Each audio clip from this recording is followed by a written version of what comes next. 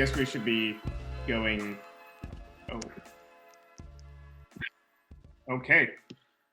All right. Well, it's Saturday night, and I guess you guys don't have anything to do. That's why you're here. I actually just had to take a second to double check that it was, in fact, Saturday because things are starting to get weird in coronavirus quarantine land.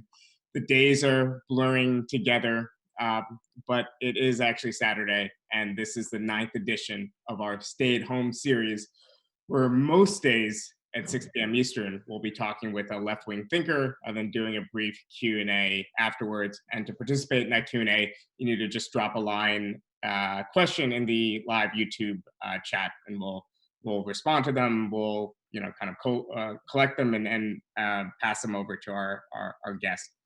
And I say most days at 6 p.m. Eastern, by the way, because in fact tomorrow we're going to be broadcasting for a special update about the UK Labour Party's leadership elections. It's kind of disappointing results, but also the promising future for democratic socialism within the party, with Tribune's Grace Blakely. We'll be doing that at noon Eastern tomorrow. And then on Monday evening, we're back at 6 p.m. with Michael Leidy, a Bernie 2020 advisor and a Sanders Institute fellow, on why a public option isn't enough, and why, if by some miracle Joe Biden, let's say, or a similar hapless candidate manages to beat Donald Trump and tries to sell us on a public option, why that, in fact, is not a surefire route to a single-payer system. So just a quick reintroduction while people are still logging on. I see a lot of people kind of just joining the channel now about this series. Stay at Home is built on the acknowledgement, of course, that our politics, socialist politics, is about mass rallies, strikes, door knocking, all that kind of in-person stuff. It's not just about parlor debate, it's about organizing for change in the real world. But obviously, since a lot of us are trying to, if we're able, practice physical distancing, we figured this would be a nice way to do an interactive format for political education. So we're publishing 7 times a day, just like you saw on the Jacobin site, but we're also doing these videos almost every day on our YouTube channel. And our only ask for this project and for everything else we're doing is just to press the subscribe button, and if you like the videos, to share them with your friends and comrades. Nothing else required of you. So our guest for tonight is Matt Karp, and many of you know Matt for his work on the Jacobin website and in our print issues, where he does very conjunctural, very timely political commentary as our contributing editor. But he is in fact also a Princeton professor and the author of This Vast Southern Empire, which is one of maybe 4 books that I have with me in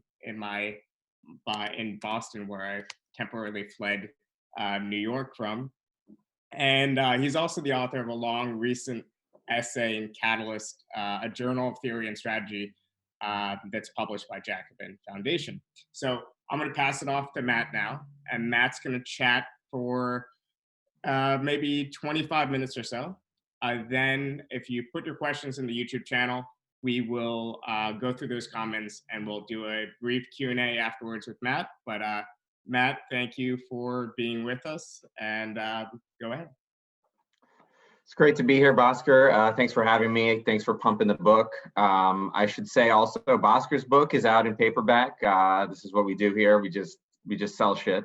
The Socialist Manifesto, and you won't like me saying this, he won't like me saying this, it's very petty bourgeois, but you don't have to buy it from Amazon. You can go to bookshop.org and support your local independent bookstore.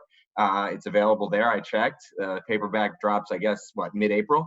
So Socialist Manifesto, if you're one of like the few people who are watching this and haven't read that book, you should read that book. It's good. At least the first chapter is good. Okay. The broadcast right here. That's good. Yeah. All right. So the mass politics of anti-slavery. Why this subject now?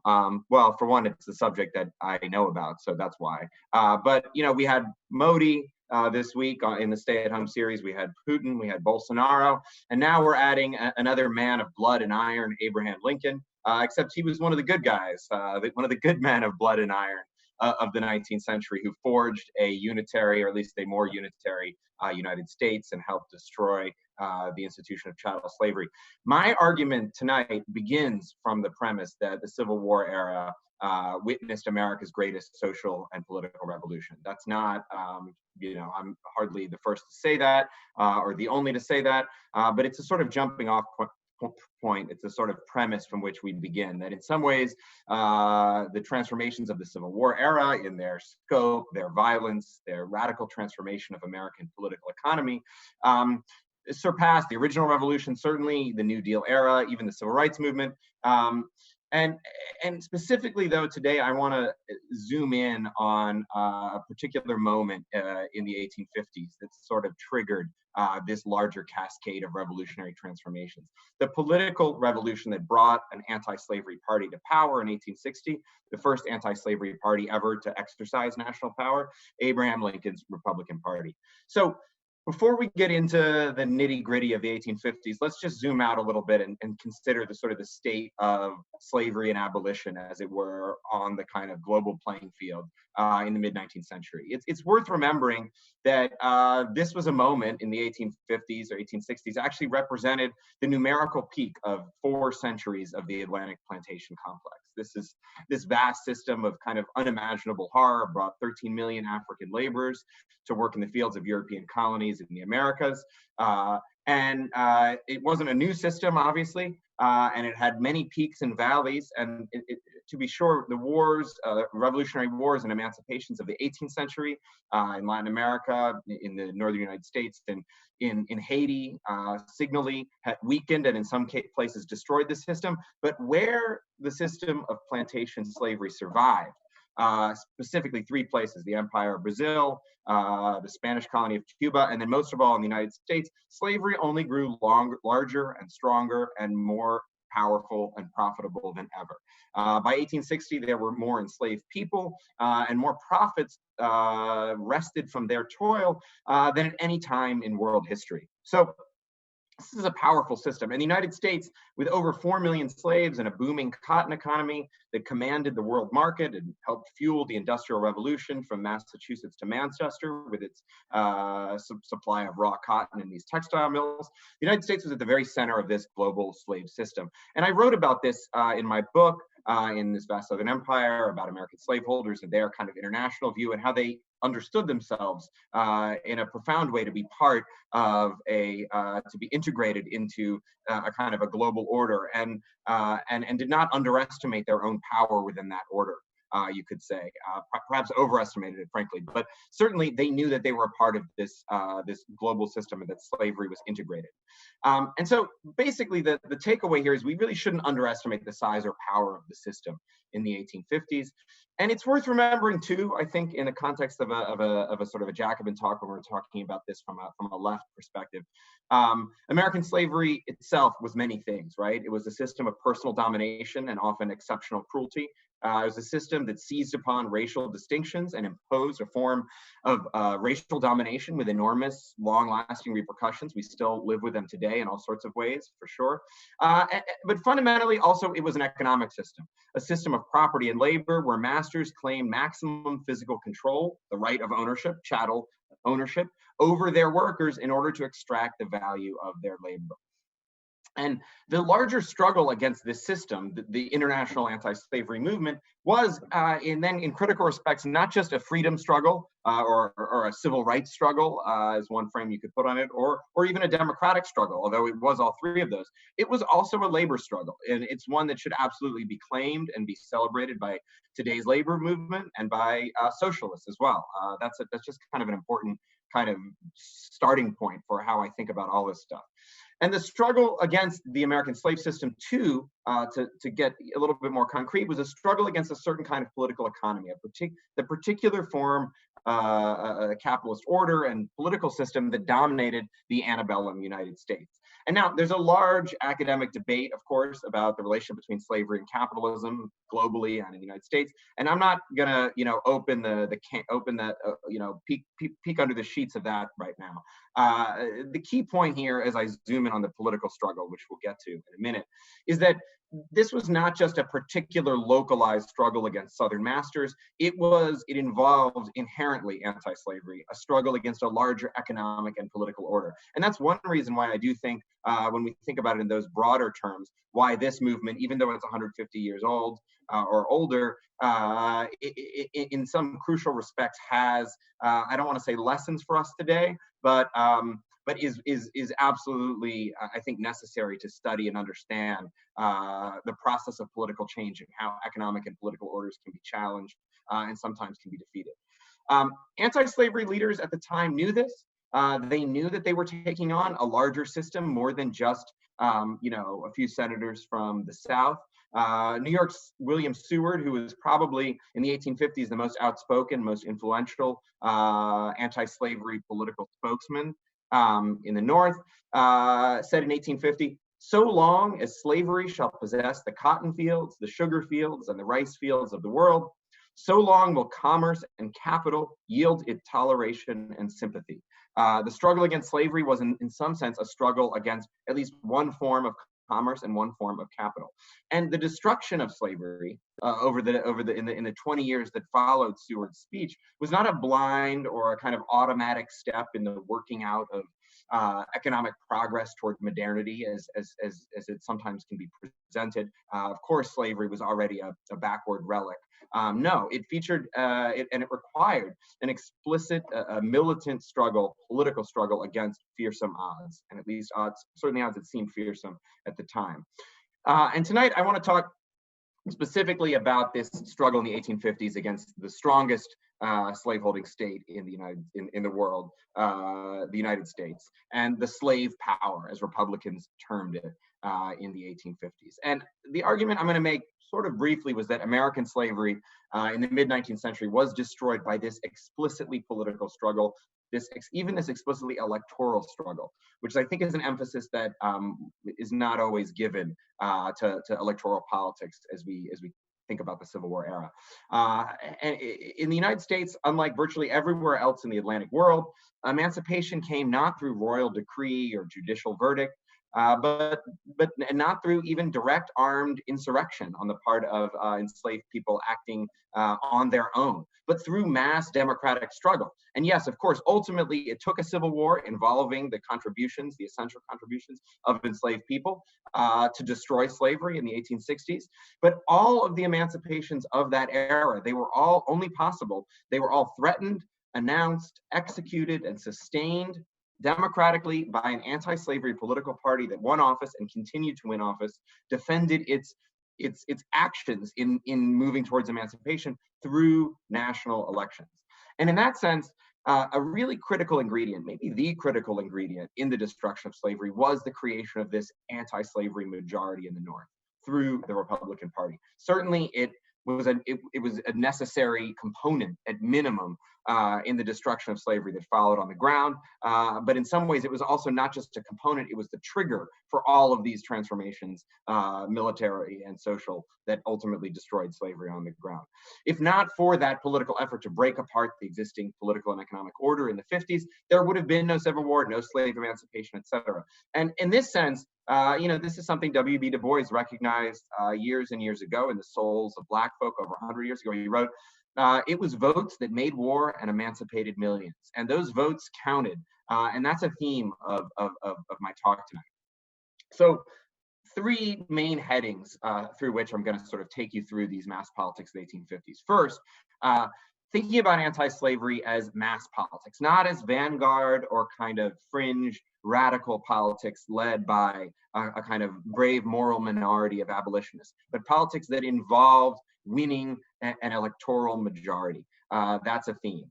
Second piece of the argument, that about the character of that mass political struggle. And I want to argue that anti-slavery was also a kind of class politics, explicitly aimed at confronting and overthrowing a despised oligarchic master class. And we'll talk about the limits, but also the power of that kind of class politics. And then third, the crucial involvement of Black abolitionists and ultimately enslaved people themselves in this larger anti-slavery movement, in this mass politics, beginning in the 1850s with Black abolitionists, but then accelerating, but building off this same movement in the 1860s themselves during the war. Okay, first, anti-slavery as mass politics. I begin here. I want to sort of just to lay the ground. I'm not going to take us through every election or every political event on the road to the American Civil War. But one interpretation of anti-slavery in the North in the 1850s is sort of skeptical, or sometimes a sort of cynical thing that you'll hear people say, well, Abraham Lincoln or the Republicans, they didn't oppose slavery.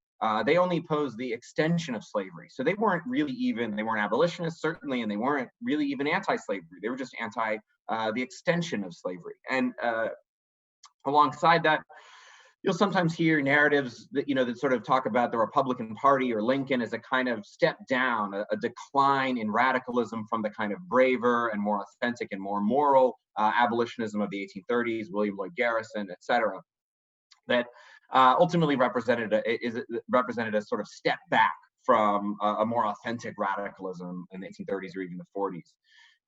And it's true. Republicans in the 1850s did not demand immediate abolition everywhere. That's historically, a fact. The politics of this moment, these mass politics, were not organized around maximal demands, around trying to find the demand that achieves the maximum amount of justice in the space of the sentence that makes that demand.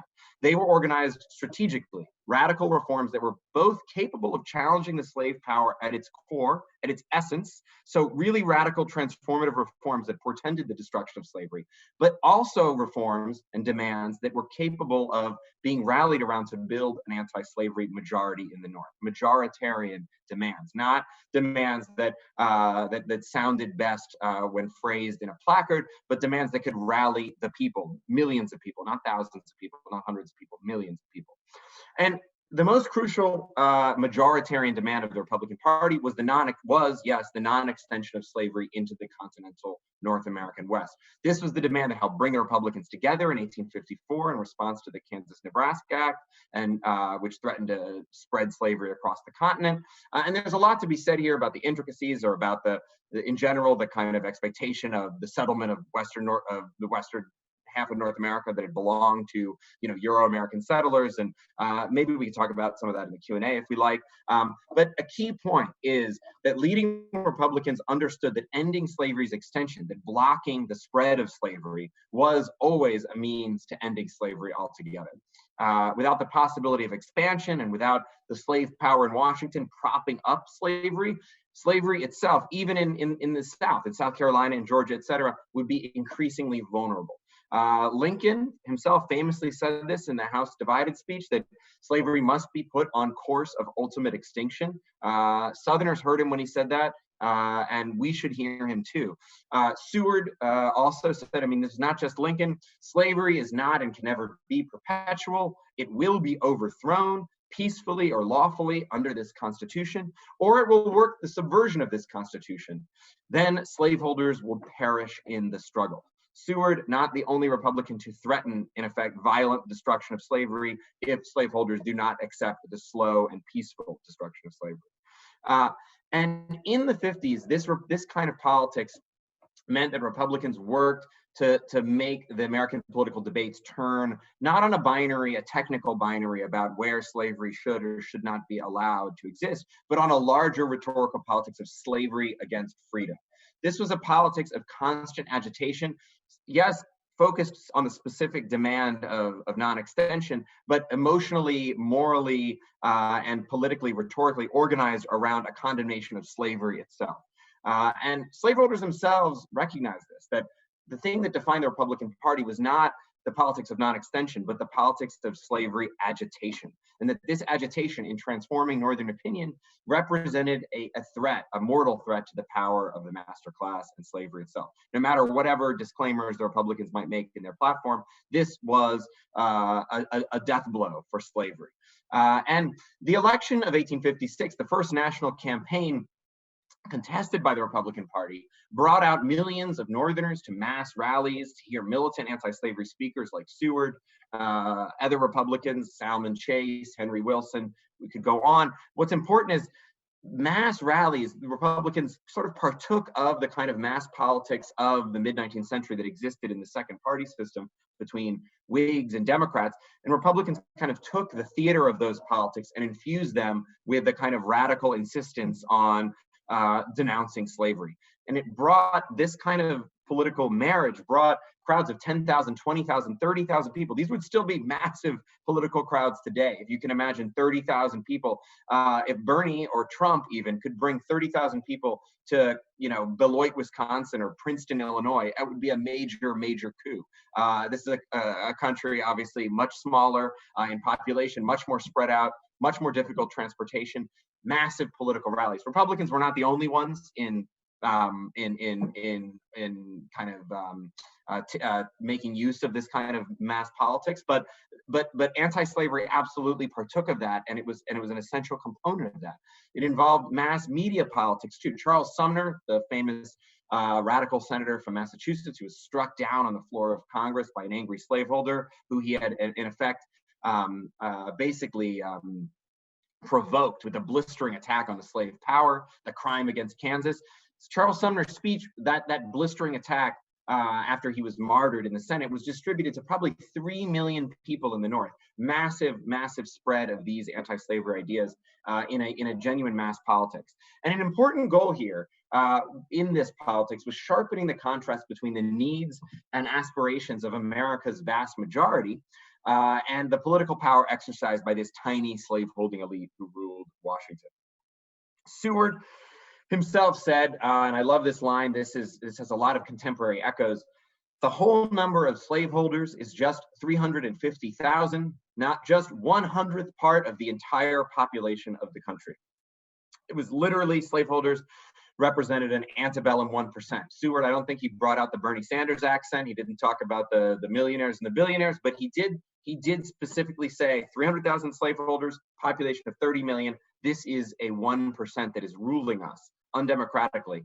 And he said, quote, the people of the United States do not prefer the wealth of the few to the liberty of the many. This is fundamentally a kind of a populist argument, an anti-slavery populist argument against entrenched interests of the slave power in Washington, minority rule. And so, as you can see, this anti-slavery mass politics also had a class dimension pretty clearly. One Republican put it in 1856. The contest ought not to be considered a sectional one, but rather the war of a class, the slaveholders against the laboring people of all classes. And some of this, yes, it's just vague pro-worker rhetoric that every party borrows. You hear it in all parties today. But in the 1850s, the meaning and the stakes of this free labor argument against the slave power were both radical and tangible. The rule of slaveholders, as Seward and other Republicans argued, was the rule of a property class, a class defined by its ownership of a certain kind of property over the democratic masses. And slavery itself was both an assault on the freedom of all workers and a system whereby capital, and yes, they use that word, capital, maintained absolute control over labor.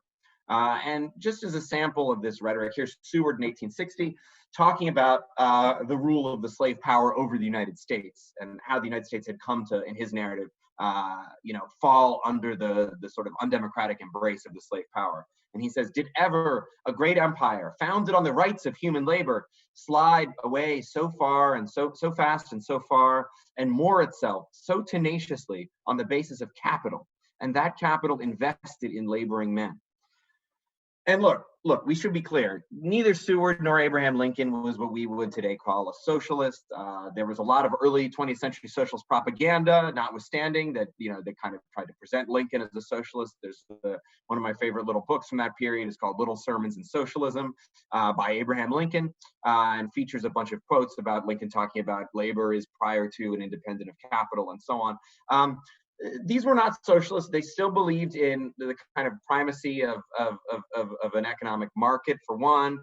They believed in independent proprietorship, and they weren't talking about nationalizing or socializing any kind of property relations. But, property relations writ large. But they were making a critique of the nature of the relationship between property and democracy in this society that was fundamentally radical and went to the heart of the economic order. And there was a reason that the 20th century socialists could put together a book like Little Sermons in Socialism, because, you know, Lincoln too denounced the rule of capital over labor in the South, which he regarded as a despotic society. The rule of capital over labor, in Lincoln's eyes, was fundamentally at war with the principle of democratic government. And more concretely, Republicans in the 1850s made the case on this class politics theme that the rule of the slave power wasn't just a moral outrage, as abolitionists like Garrison and others had argued. The ownership of, you know, man over man is inherently wrong. They did say that, but not just that, that it also represented a direct threat to the material and the personal interests of Northern voters, their own economic and political interests.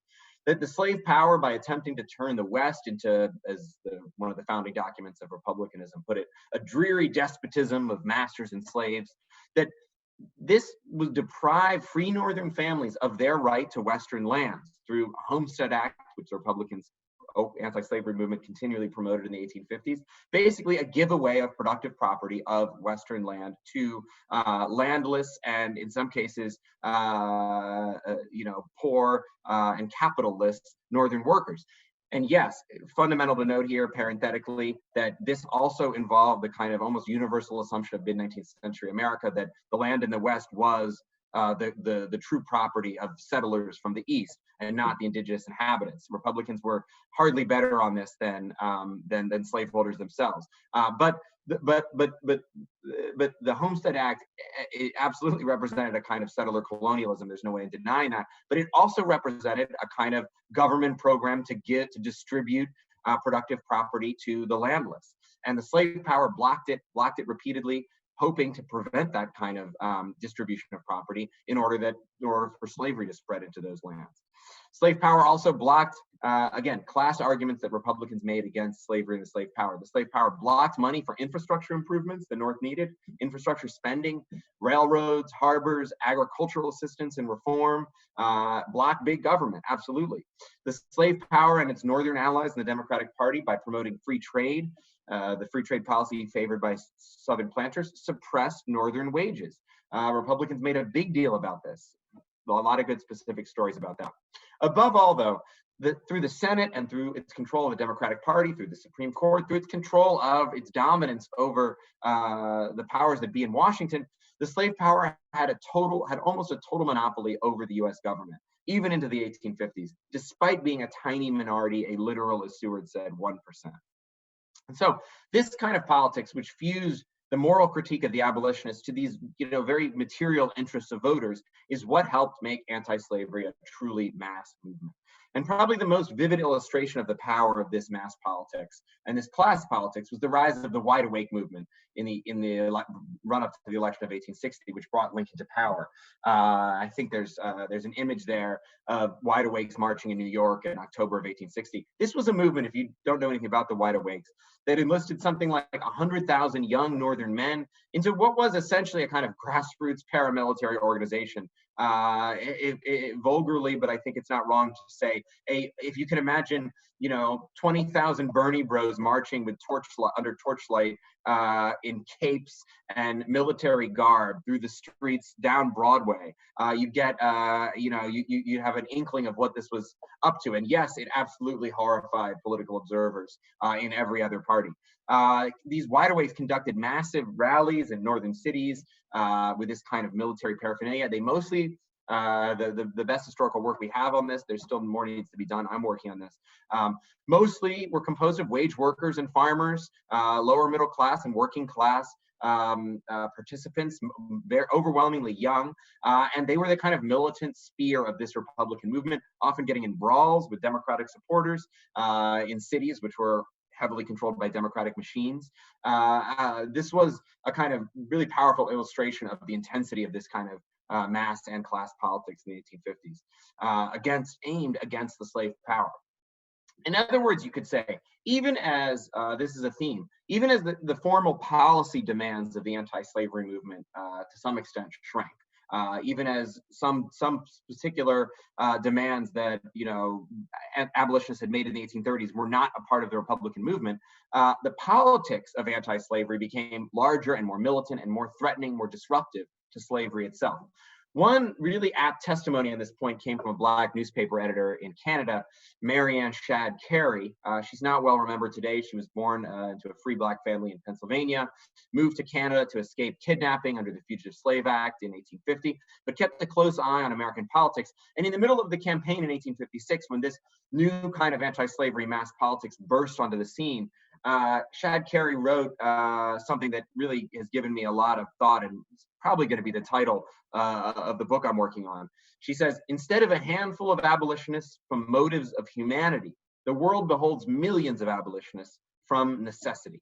And these millions of abolitionists could do more than 1,000 of abolitionists could ever do, even if they were motivated by necessity, by interest, by material need, rather than pure moral motives. And this was a greater threat to slaveholding society. And Shad Carey's point was echoed by a range of Black abolitionists in the United States, especially by the summer of 1856, Frederick Douglass. Douglass was often critical, like other Black abolitionists, of the limits of the Republican platform. He never celebrated them uncritically, but he always demanded more. You know, we should also abolish the Fugitive Slave Act. We should also abolish all slavery wherever it exists. He didn't give up his demands, but he recognized that this form of mass politics was more dangerous to slavery, more feared by slaveholders than radical abolitionists on their own issuing paper declarations that had no kind of mass political force. And Douglass was not alone. All sorts of forgotten Black radicals, John Mercer Langston, William Still, the leading Philadelphia conductor on the Underground Railroad, all shared this analysis, came to share it in the 1850s. In 1860, over 100 Black wide awakes, marched in the streets of Boston, sort of agitating for Lincoln's election. This was, in some significant respects, an interracial movement. We don't need to romanticize that and pretend that there was no racism within Republican ranks. This was a profoundly racist society, but there was also something about the anti-slavery mass struggle that did incorporate both white and Black anti-slavery forces, including, to some extent, something like a northern Black mass politics too. And after Lincoln's election, Douglass was not confused or thrown off by Lincoln's assurances to the South that he would refrain from interfering with slavery. Douglass said in 1861, after Lincoln had kind of given his inaugural speech where he promised not to interfere with slavery, Douglass said, whatever may be the honeyed phrases employed by Mr. Lincoln, all know that the masses at the North, the power behind the throne, had determined to take and keep this government out of the hands of the slaveholding oligarchy and to administer it hereafter to the advantage of free labor against slave labor. Douglass knew it. Slaveholders knew it. That's why they began to move en masse towards secession as soon as Lincoln was elected. Even more, there are some suggestive indications that slaves themselves knew it in the South. Slave narratives from Virginia to Alabama testify that enslaved people were hungry for national political news that they received via the kind of plantation grapevine or in other forms of kind of oral communication, however they could get it. And enslaved people were clearly aware by the late 1850s that a powerful anti-slavery movement was rising in the North. All sorts of reports of abortive slave insurrections that happened to crop up in the winter of 1856. Now, to some extent, this reflected the paranoia of slaveholders themselves facing an anti-slavery movement in the North. But it's hardly, and we'll probably never get to the truth of some of the emancipations, the insurrection scares of 1856. But it's not a coincidence that these emerged in the same moment as the Republican Party emerged as a mass political force in the North. And Republicans, for their part, had said since the 1850s that if a separation of the Union occurred, a war of emancipation would follow. Slavery would go out in blood. James Oakes's book on this is really definitive on this subject. Freedom National. And the first prospects of the military alliance that eventually brought down the Confederacy, that is, that joined Union soldiers, white Union soldiers, Black Union soldiers, with runaway slaves. The first outlines of this alliance that Du Bois called the kind of abolition democracy was suggested in the feverish politics of the 1850s.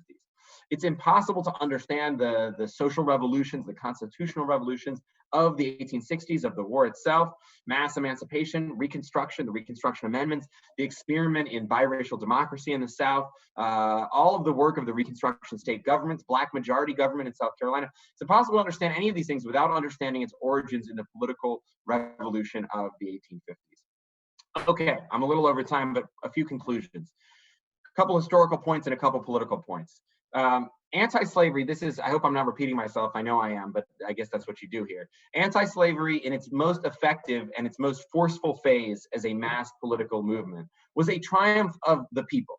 And it should be remembered as such. I don't think often it gets that credit. I think people think about anti-slavery as, well, of course, every white person in the North in the 1850s, of course, they tolerated slavery. Probably they loved it. It was great. It gave them a kind of heightened consciousness of their superiority over, it paid their wages of whiteness or whatever. You don't have to be an academic to subscribe to that view, a kind of a whiteness studies academic, to say, here's how slavery might have made people in the North, Black slavery might have made white people in the North feel great about themselves. But that's not the case in the 1850s. If it were ever the case, even earlier in the Republic, it was certainly not the case in the 1850s. Political public opinion in the North, overwhelmingly by the 1850s, was anti-slavery, and it was roused into anti-slavery by this mass political movement. And both the movement and the majority, I think, should be remembered as such, as a moment when the people, 14 million Northerners, as Frederick Douglass put it, we outnumber the slaveholders. We Northerners, we are really the strong, they are really the weak. And we should remember that historically. This is a moment when the masses overcame enormous structural obstacles, powerful limits and prejudices within American society to achieve a major victory for equality and for freedom. The left should celebrate that, and we should know that this was a victory. This was a people's victory, fundamentally. Even before the Civil War became a people's war, this was a people's political victory in 1860. And okay, political points. And I should preface this uselessly by saying that I'm wary of historical analogies or parallels. The nature of history, theoretically, is that precisely that it does not repeat. That every new situation and context is fundamentally distinct and has to be understood primarily on its own terms. It's not cyclical, it's not repetitive. Okay, maybe it rhymes, but we have to understand each situation on its own terms fundamentally. And in some ways, what's most important is understanding the distinctions between past situations and the present, rather than kind of lazily overlaying one era onto another. That being said, I'm going to lazily overlay one era onto another right now. There are some general ways where my reading of this period, these arguments here that I've laid out, informs my sense of politics today. The value of mass politics. The larger the movement, the better. Elections, fundamental sites of struggle. These cannot be abandoned even in defeat, even in repeated defeat, even in demoralizing defeat. Electoral politics cannot be abandoned by egalitarian movements. These are fundamental ways to enlist mass participation in politics, which we need. Second, the fusion of moral and material interests that Republicans performed in the 1850s, absolutely essential. Cannot be done. Egalitarian politics cannot succeed without an eye on the material interests of the coalition it needs to build, it needs to form around itself. And finally, a politics of agitation, in which is essential, and in that politics of agitation, the character of the agitation in some ways matters more than specific formal demands. One more Seward quote before I go. You're going to have to pry this one from me, pry out my Seward quote book from me. The character and the fidelity of any party, Seward said, the character and the fidelity of any party are determined not by its pledges, its programs, and its platforms. There are a lot of platform talk this summer, but by the public exigencies, the temper of the people when they call it into activity. Okay, to translate that, I think what he's saying there is, it's politics, it's not policy. We can't be hung up on a laundry list of specific pledges or on a maximal list of demands that have no prospect of achieving political force. What matters is the political character, the temper of a movement or a party. And for me, this is why the Sanders movement has been and remains so inspiring, because it seems to understand this basic principle. It has a fundamental list of social democratic demands that are radical in their core, but that also are capable of building majority support. And it understands that the politics of enunciating those demands and calling out the master class, today's master class of the 1% corporate overlords and their tools in Washington is vital to advancing this politics. We may not, it's true, have yet acquired the popular support to build a majority in the way the Republicans had in the 1850s. Bernie may not be our Lincoln. He may be. It's too soon. He's a young man. Bernie may not be our Lincoln. But I have not given up. And when it ultimately does happen, as I know it will, in my lifetime, I believe, it will come in the form of a movement that understands this basic truth about the primacy of politics over policy, agitation, the politics of agitation, and the politics of majoritarian demands. So, okay, game over. Sorry, I went too long there. No, that was great. Thank you, Matt. And for everyone who is just tuning in, you've been listening to Matt Karp. Matt is a professor at Princeton, and he's also a Jacobin contributing editor. And he recently wrote a piece in Catalyst that kind of expands a lot of the ideas that he touched on tonight. And we've unpaywalled that piece. I put the link in the chat, and it's in the comments, the description of the article too. So please do check it out. It's definitely worth your time. And I'm just going through some of these questions in the YouTube channel. If you want to ask a couple more, you could go ahead. And while you're doing that, I'll just give you a rundown of what's on our stay-at-home series for the next few days. Tomorrow at noon Eastern, we have Grace Blakely from Tribune on the UK Labour Party after Corbyn and the result of the leadership election results. Then on Monday, we have Michael Lighty from the Bernie 2020 campaign on why a public option isn't enough. And I think that message will be very, very important in the years to come as we struggle for Medicare for all and as we build a majority for Medicare for all, and as our liberal, sometimes allies, sometimes enemies, try to make us settle for a public option. Remember, Medicare for all is already the compromise position. We need an American National Health Service, but we'll settle for Medicare for all. We can't settle for a public option. On Tuesday, we have Tori Reid giving a talk about today's liberalism and what's become kind of a race reductionism of today's liberals, with lots of historical examples as well. And on Wednesday, we have David Kalnitsky on the economics of a feasible socialism. So what would a fully socialist economic model that can work in the 21st century, that looks at some of the failures of the 20th century, what could it look like? So we'll have some provisional thoughts from David Kalnitsky. Then on Thursday, we have Sierra Weaver on how rent control works and why we need more of it, and why every, not just socialist politician, but every progressive politician should be supporting universal rent control. So it's on Thursday. So basically every day we're running these things. The topics are varied. They're very good. So please do tune in. And again, all we're asking you for this, we're not doing any fundraising drives in this period. People have more serious worries than to support their local socialist publication at this time. We will definitely do one in December though, so keep this in mind then. But in the meantime, just press subscribe and share these videos with your friends.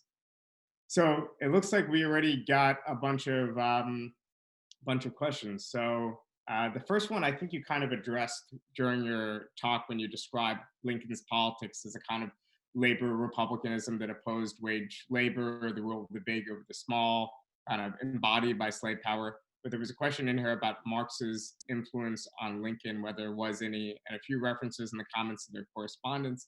As far as I know, that correspondence might be overstated. Like there was a statement from the First International directed to Lincoln, written by Marx and Engels, but nothing beyond that. But I'll let you maybe take that on.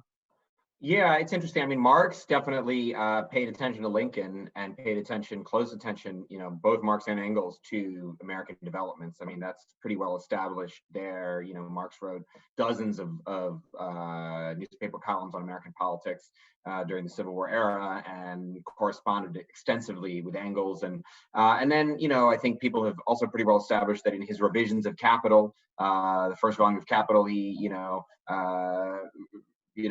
one of the, I can't remember which crucial chapter he sort of made the destruction of slave labor. Labor cannot be emancipated. Labor in white skin cannot be emancipated until, well, in black skin it is branded. Really central to his analysis in Capital. So I think you could call it Lincoln's influence on Marx to some extent, if you wanted to be fanciful about it, rather than the other way around. I don't think there's any evidence that we know of that Lincoln himself knew much about Marx. That correspondence, Bhaskar, I think, glossed it pretty well. It happened during the war, and Lincoln did respond, or Lincoln's office responded to Marx's initial letter, and then the Working Men's Association wrote back. But I think what's important, it wasn't deeply, they weren't deeply intertwined individually.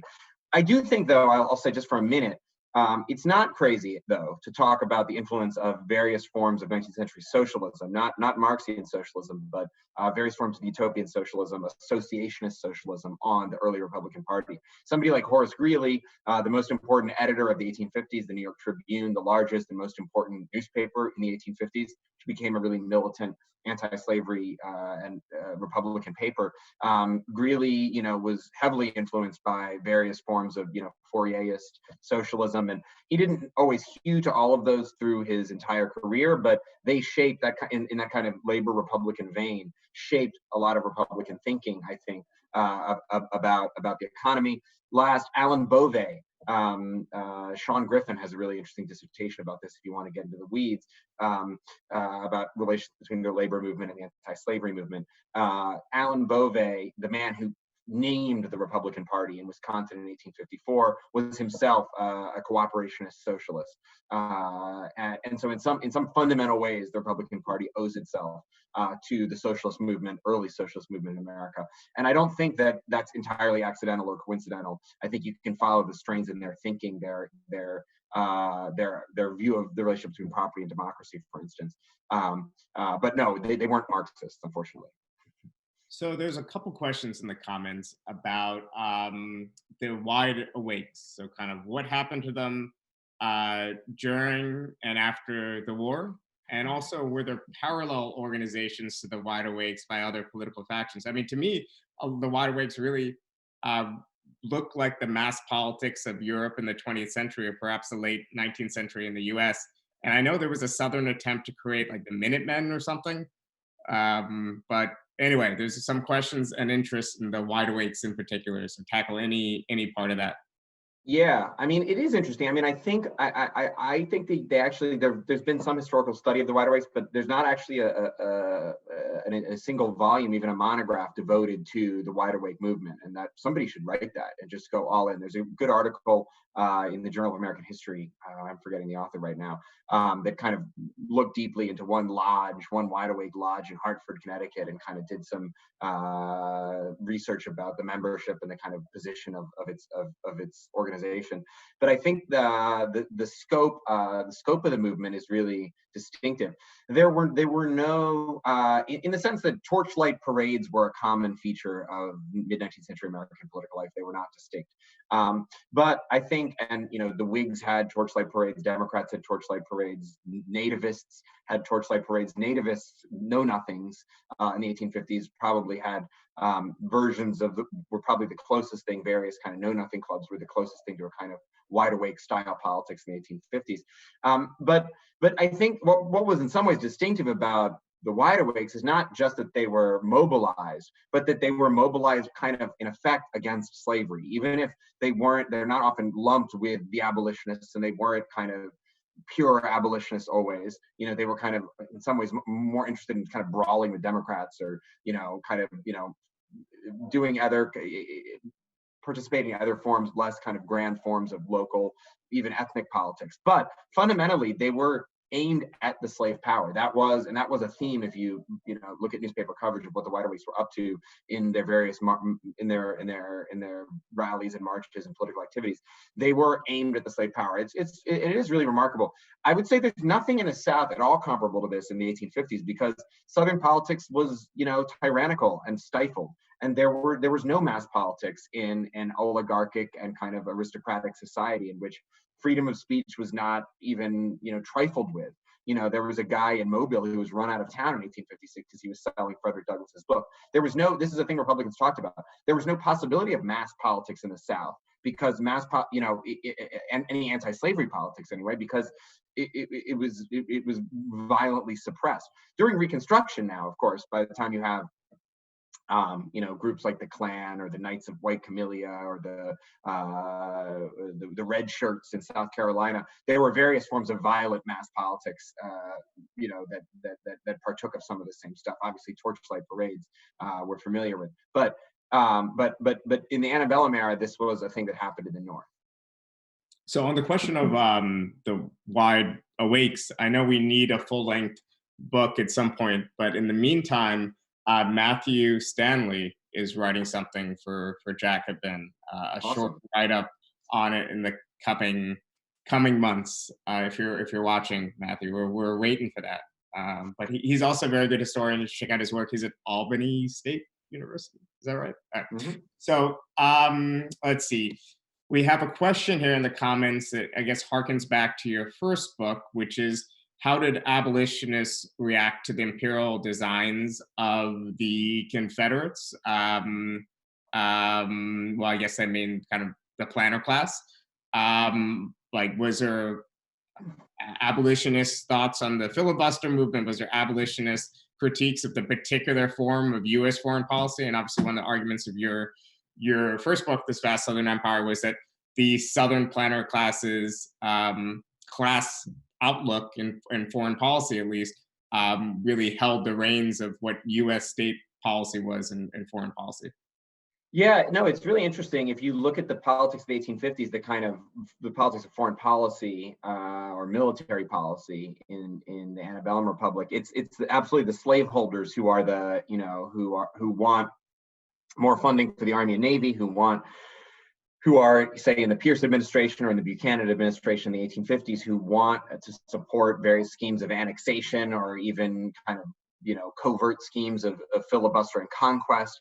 And Republicans, anti-slavery forces, are something close to anti-imperialist and even pacifist in some instances. There's a famous moment, or not a famous moment, but there's a revealing moment that should be famous in 1856 when Republicans, who having just claimed their first kind of majority in the House of Representatives, their first kind of real victory in Northern politics, they have a narrow plurality of votes in the House. They hold up a military appropriations bill over the despotic government, the pro-slavery government of Kansas, and they refuse to fund the U.S. Army.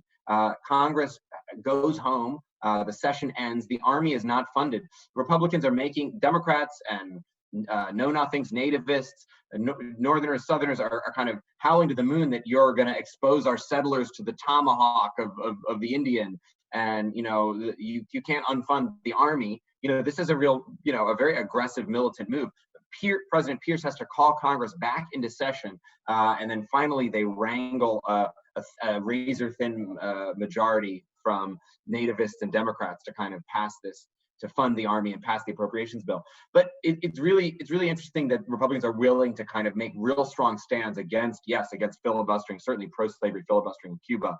They're very adamant in denouncing that, but also the Army itself, because of course only a few years later they're wielding this massive, much expanded U.S. state power and marching it right into Southern plantations and freeing slaves. But in the politics of the 1850s, with slaveholders in power, Republicans are in a sense the kind of anti-war party, anti-military party. So just one last question that was emailed in, and this is a big, broad one, so you could tackle some of it, all of it, none of it. Can you describe a bit about the changing historiography on the left in particular? I guess the left's perception of the Republican Party, the mass politics of anti-slavery.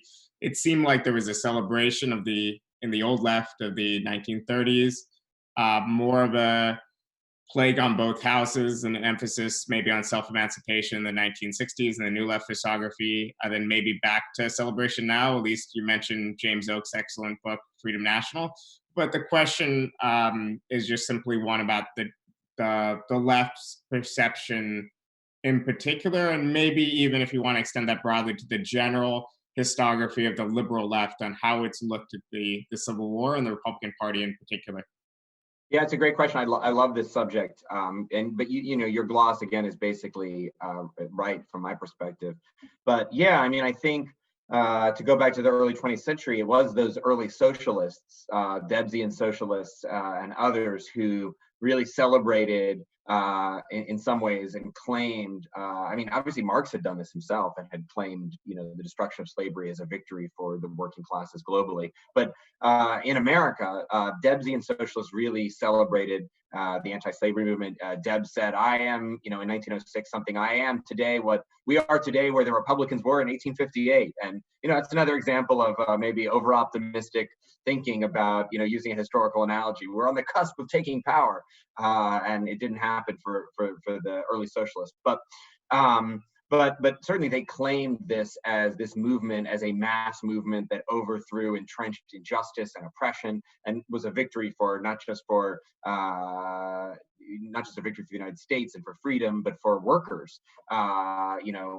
Strongly, I think in the early 20th century, it's true that the left, in different ways, began to move away from this. There's the Charles Beard and other figures associated with him in the progressive movement, and then also some Marxian socialists in the mid 20th century. There's a book by Lewis Hacker and others, kind of really emphasized the kind of Republican Party as a vessel for big business and for industrial capitalism, and so we began to look askance in different ways. You know, Beard and the Marxists began to look askance at this anti-slavery movement as a kind of, in some ways, a naive fig leaf that covered the kind of handover of power, the cynical handover of power from the planter class to the new industrialist class, and so they were not fans in I would say in the 30s and 40s. Not much celebration of this movement. Although the American Communist Party, I mean, it's so many layers.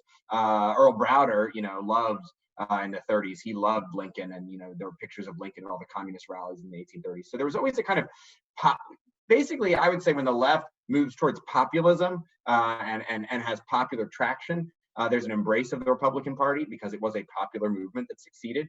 And when the left is kind of thrust back on a kind of defeated, more pessimistic perspective, there's a tendency to read this whole period more cynically. I would say certainly in the post-civil rights movement, there was a rediscovery of the radicalism of Reconstruction and so on, and a kind of celebration of Reconstruction. But at the same time, also some cynicism and some doubt about the kind of racist elements within the Republican coalition, and a real emphasis on the politics of race that in some ways I think crowded out the political radicalism of the 1850s.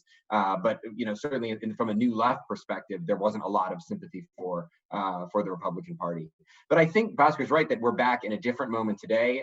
Obviously, I'm in a different moment. I think Jacobin has been, you know, has been embracing Lincoln and Thaddeus Stevens and Frederick Douglass for a long time.